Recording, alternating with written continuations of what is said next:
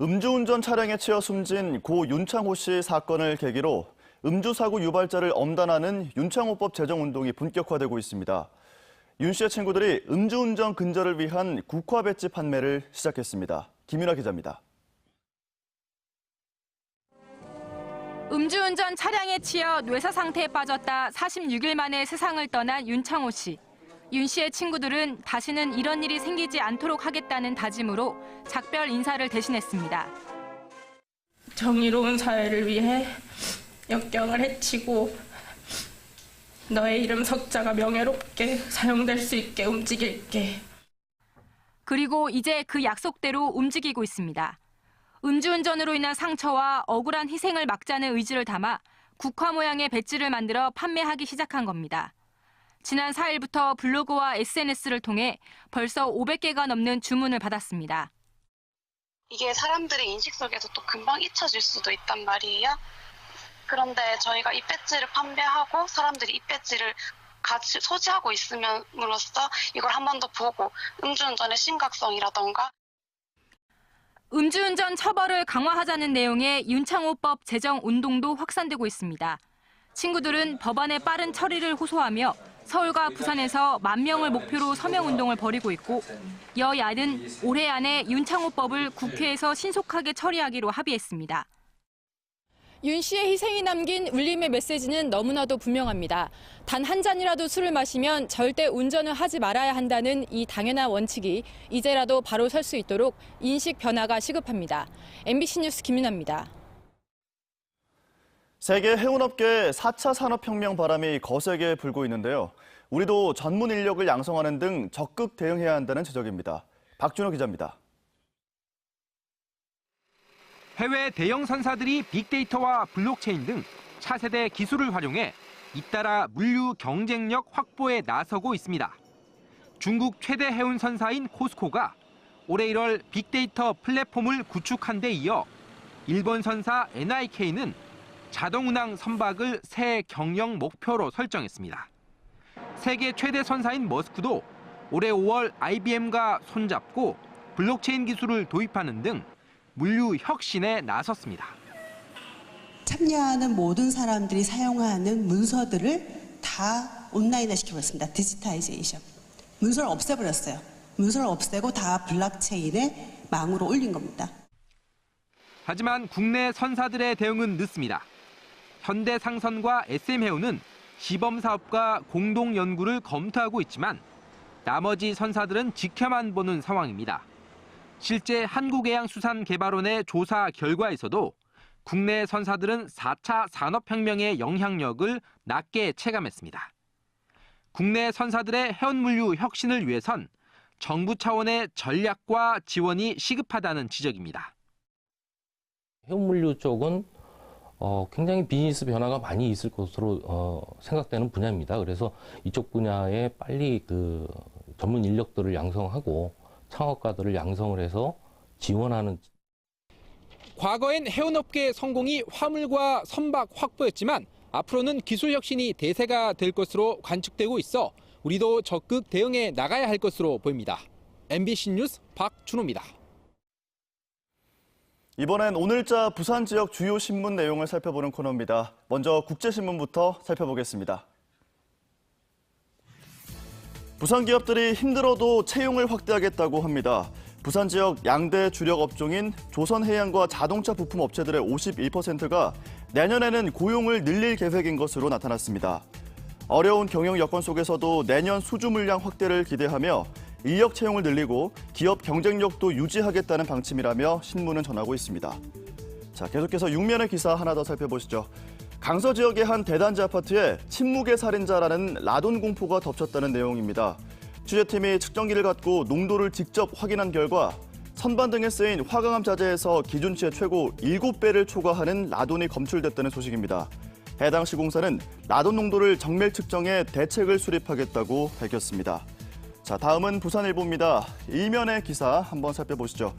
부산이 정부의 수소 시내버스 시범 사업 대상지에서 탈락했다는 소식입니다. 이번에 선정된 도시는 서울과 광주, 울산 등 6곳인데 이들 6곳의 인구수와 시내버스 수를 비교해 볼 때 정부가 형평성 차원에서 편향된 결정을 내렸다고 비판하고 있습니다. 부산 지역이 전국 최대 항만 도시고 열악한 대기 환경 개선이 시급하다는 점을 무시했다는 점에서 비판 여론이 거세다고 신문은 지적하고 있습니다. 이번 사업 대상지 탈락으로 부산이 수소차 시장에서 주도권을 잃게 될 수도 있다는 우려의 목소리도 전하고 있습니다. 자, 마지막으로 부산일보 오면의 신문 기사 하나 더 살펴봅니다. 국토교통부의 김해 신공항 용역 내용을 검증할 부울경 검증단이 본격 가동됐다고 합니다. 부산발전연구원과 경남발전연구원, 각 지자체의 연구 인력 등 31명이 참석한 가운데 어제 첫 회의가 열렸는데요. 국토부가 갖고 있는 동일한 데이터와 시뮬레이션 결과 등을 갖고 분야별 검증 작업을 벌이겠다고 합니다. 이에 국토부는 검증이 완료될 때까지 신공항 관련 예산 집행을 중단하기로 결정했습니다. 지금까지 수요일 아침 신문 살펴봤습니다. 수능이 하루 앞으로 다가왔습니다. 예비 소집일인 오늘 부산은 대체로 맑겠지만 일부 동쪽 해안가에는 오후까지 약하게 빗방울이 떨어지는 곳이 있겠습니다. 오늘도 낮과 밤의 기온차가 크게 벌어져 감기 걸리기 쉽겠습니다. 아침 기온 9도로 시작하며 어제보다 조금 더 쌀쌀하고요. 한낮 기온은 17도까지 올라 온화하겠고 공기는 깨끗하겠습니다. 수능일인 내일은 비 소식 없이 맑겠고요. 올해 수능은 지난해에 비해 조금 더 포근하겠습니다. 아침 기온 9도, 한낮 기온은 18도까지 올라 큰 추위는 없겠습니다. 다만 일교차가 크게 벌어지는 만큼 시험장으로 가는 길 따뜻한 옷차림 하셔야겠습니다. 다음은 위성 영상입니다. 고기압의 영향으로 전국이 대체로 맑은 가운데 일부 동해안 지역에는 구름이 다소 지나고 있습니다. 내륙을 중심으로는 아침까지 안개가 짙게 끼는 곳이 있겠습니다. 경남 지역의 아침 기온은 어제보다 조금 낮게 시작한 곳이 많습니다. 낮에는 부산과 양산이 17도, 창원은 16도 안팎까지 오르겠습니다. 바다의 물결은 동해남부 먼바다에서 최고 3m까지 높게 일겠고요. 부산과 거제 동쪽 해안가에는 너울성 파도가 넘나들겠습니다. 수험생들의 노력이 결실을 맺는 수능일인 내일은 맑고 온화한 날씨가 이어지겠습니다. 다만 오늘과 내일 일교차가 10도 가까이 크게 벌어지는 만큼 마지막까지 건강관리 잘하시기 바랍니다. 날씨였습니다. 네, 다음은 오늘 하루 부산에서 있을 주요 행사들 정리했습니다. 투데이 부산입니다. 해양수산부가 공동 주관하는 33회 해양사고 방지 세미나가 부산항 국제여객터미널에서 오늘 개최됩니다. 해양수산과 관련된 18개 기관에서 250여 명의 관계자가 참석하는데요. 해양사고를 줄이고 또 안전문화를 확산시킬 수 있는 보다 체계적인 대응책을 모색할 예정이라고 합니다. 해양사고가 발생할 경우 비상 대응 능력을 높이기 위한 논의도 함께 열립니다. 제26회 부산시 산업평화상 시상식이 오늘 오후 3시 시청 26층 회의실에서 열립니다. 노사 간의 신뢰를 통해 고용 창출과 권익 향상에 기여한 기업인과 근로자를 시상하는 행사인데요. 각종 단체 추천을 받아 전문가의 심사를 거쳐 결정되며 지난 1993년 관련 조례가 제정된 뒤 지속적으로 부산시가 시행해오고 있습니다. 신발기업 고용 및 투자 정책 설명회가 오늘 오후 2시 사상구청 신바람홀에서 열립니다. 부산경제진흥원과 부산 북부고용노동지청, 사상구청이 공동으로 주최하는 이번 설명회에서는 신발기업을 지원하는 고용정책과 또 기업 지원 제도 등을 소개합니다. 신발기업의 역량 강화를 위한 특강과 현장 상담도 진행될 예정입니다. 투데이 부산이었습니다. 우리나라와 일본, 양국 8개 도시 지도지사들이 부산에 모여 초고령 사회 대응을 위해 머리를 맞댔습니다. 앞으로 노인복지 현장 전문가 교류를 통해 고령화 시책을 공유하고 또 연계된 사업 시행도 검토하기로 했습니다. 이두원 기자입니다. 이미 1990년대에 고령 사회에 진입했던 일본. 현재는 5명 가운데 1명이 70살 이상일 정도로 초고령 사회 문제가 심각합니다. 부산도 65살 이상 인구가 58만 명에 달해 16.9%로 전국 14.6%보다 높고 2022년에는 초고령 사회에 진입합니다. 본격적인 대응이 필요한 상태. 부산과 경남, 전남, 제주를 비롯해 후쿠오카 등 일본 4개 현의 시도지사들이 부산에 모여 이 문제를 논의했습니다. 우선 우리나라보다 먼저 초고령 사회에 진입한 일본의 대응 사례를 공유했습니다. それからもう一つはですね、仕事ではなくて地域のいろんな場面で活躍をしていただくということです。例えば小学校や中学校に行って、その高齢の方々が子どもたちと触れ合ったり、いろんなことを地域の伝統とかを教えていくこと。 부산도 신중년 일자리 창출, 고령 친화 마을 운영 등 노후 지원, 4차 산업기술 활용 돌봄 체계 구축, 고령 친화적 도시 조성 등 5가지 추진 방향을 제시했습니다. 일자리가 복지라고 볼 수 있는 거죠. 그래서 노인 여러분들을 위한 일자리를 매년 5,000개 정도씩 더 늘려나가는 그러한 계획을 갖고 있습니다. 8개 도시 시도지사들은 노인복지 현장 전문가 교류회를 열기로 하는 내용의 공동선언문을 채택했습니다. 해마다 열리는 회의에서 초고령 사회 대응 방안은 지속적으로 보강되고 구체화될 전망입니다. 내년 한일 해협연안 시도현 교류 지사회의는 일본 나가사키현에서 개최됩니다. MBC 뉴스 이두원입니다. 김치 담그기 보통 일이 아니죠. 이맘때쯤 주부들의 가장 큰 관심사가 바로 김장일 겁니다. 올해는 김장 비용이 조금 오를 거란 전망인데요. 수요일에 함께하는 야무진 경제, 오늘은 겨울 김장에 대해서 알아봅니다. 정은주 기자입니다. 시내 한 마트의 김치 코너. 김치를 사러 온 주부들로 북적입니다. 지금은 너무 어중간해서 새로 담기가 김장하기에는 좀 어중간해서 한 달 정도 좀 먹으려고. 주부들의 겨울철 가장 큰 행사이자 고민거리인 김장철이 돌아왔습니다. 매년 고민이신 거죠, 사실은. 작년에는 담았는데 내가 담아도 맛이 없어가지고 올해는 어떻게 할까 이제 고민하다가. 부산 지역은 빠르면 이달 초부터 김장을 담기 시작해 다음 달 초 가장 많이 담을 것으로 보입니다. 유통업체들의 김장 마케팅도 이미 시작됐습니다. 대용량 포장김치 할인 판매에 나서는가 하면 절임 배추 예약 주문도 시작했습니다. 올해 김장 비용은 얼마나 들까요? 조사 기간마다 조금씩 차이는 있지만 대체적으로 지난해보다는 오를 거라는 전망이 우세합니다. 농식품부는 배추, 고춧가루 등 주재료값 상승으로 4인 가족 기준 26만 원, 지난해보다 3만 원이 더 들 거라는 예상을 내놨고 한국물가협회도 전통시장과 대형마트 모두 올해 김장 비용이 13% 안팎 오를 것으로 조사됐다고 밝혔습니다. 김장 재료값은 전통시장이 대형마트보다 저렴합니다. 배추, 무, 고춧가루 등 15개 품목의 전국 평균 가격은 전통시장 28만 원대, 대형마트 35만 원대로 전통시장이 마트보다 20% 가까이 저렴한 걸로 조사됐습니다. 김치를 직접 담아 먹는 가정은 점점 줄어들고 있는 추세입니다.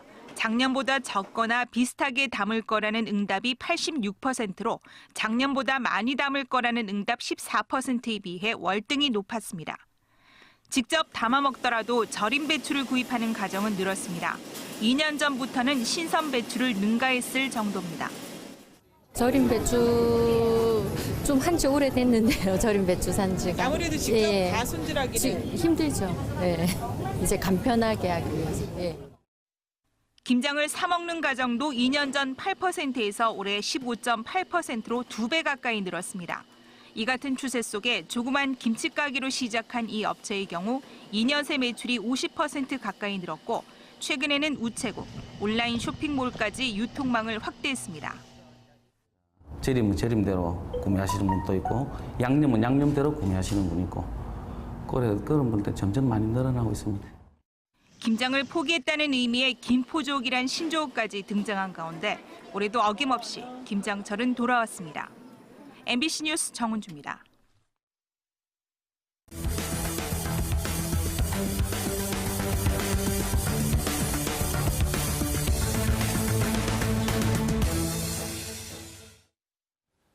어제 낮 12시 40분쯤 남해고속도로 동김해 나들목 인근 부산 방향 도로에서 40살 김모 씨가 몰던 승용차가 중앙분리대를 들이받아 김 씨가 부상을 입었습니다. 경찰은 김 씨가 혈중 알코올 농도 0.333%의 만취 상태로 차를 몰다 사고를 낸 것으로 보고 현행범으로 체포해 경위를 조사하고 있습니다. 북부경찰서는 당구장에 모여 불법 도박을 한 혐의로 51살 A씨 등 7명을 불구속 입건했습니다. 일용직 노동자인 이들은 어젯밤 9시쯤 북구 구포동의 한 당구장에서 2시간에 걸쳐 판돈 80만 원짜리 불법 도박을 한 혐의를 받고 있습니다. 파산한 침례병원의 공공병원화를 추진 중인 부산시가 사업 타당성 용역 조사를 편법적으로 하는 등 졸속으로 진행한다는 지적이 나왔습니다. 부산시의회 더불어민주당 이성숙 의원은 어제 부산시 복지건강국을 대상으로 한 행정사무감사에서 침례병원의 공공화 추진은 매입 비용 600억 원과 기능 보관 200억 원 등 800억 원의 예산이 들어가는 주요 사업인데도 부산시는 타당성 조사 용역을 편법으로 하는 등 졸속으로 추진하고 있다고 질타했습니다.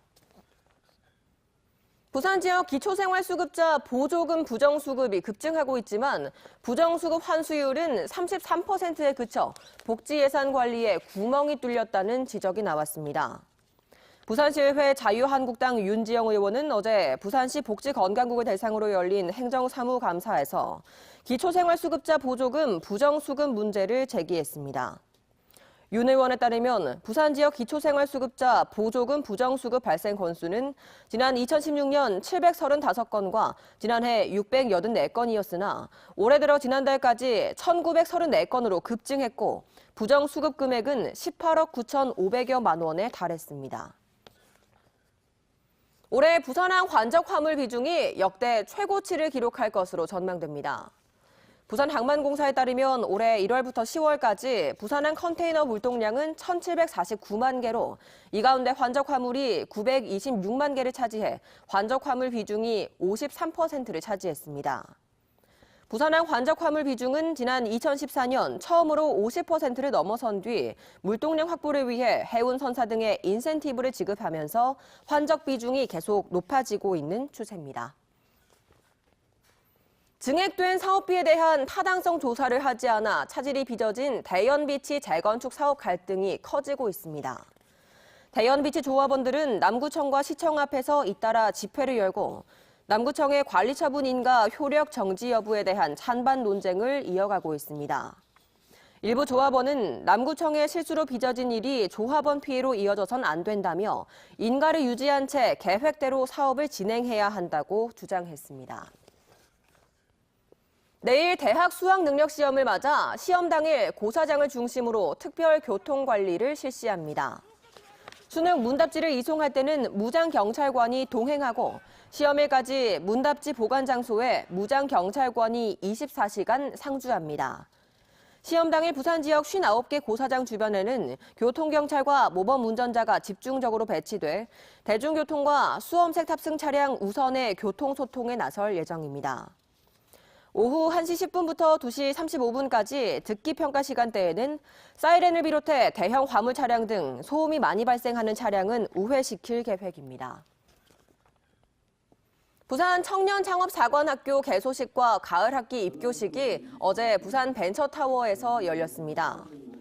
중소벤처기업부와 중소기업진흥공단이 전국 17개 광역권에서 운영하고 있는 청년창업사관학교는 창업 준비 단계부터 전담 인력이 집중 관리에 나서며 연간 최대 1억 원이 지원될 예정입니다. 부산 지역 청년창업사관학교에는 지난 7월 160명이 입교 신청을 했고 40명을 최종 선발해 교육을 실시할 계획입니다. 38회 부산미술제가 오는 18일까지 부산문화회관과 시민회관, 부산시청, 금정문화회관, 금련산역 갤러리 등에서 열립니다. 부산미술협회와 부산시가 공동 주최하는 이번 행사는 지역 작가 700여 명이 참가해 부산 미술의 현재를 보여주는 다양한 분야 작품 600여 점을 선보입니다.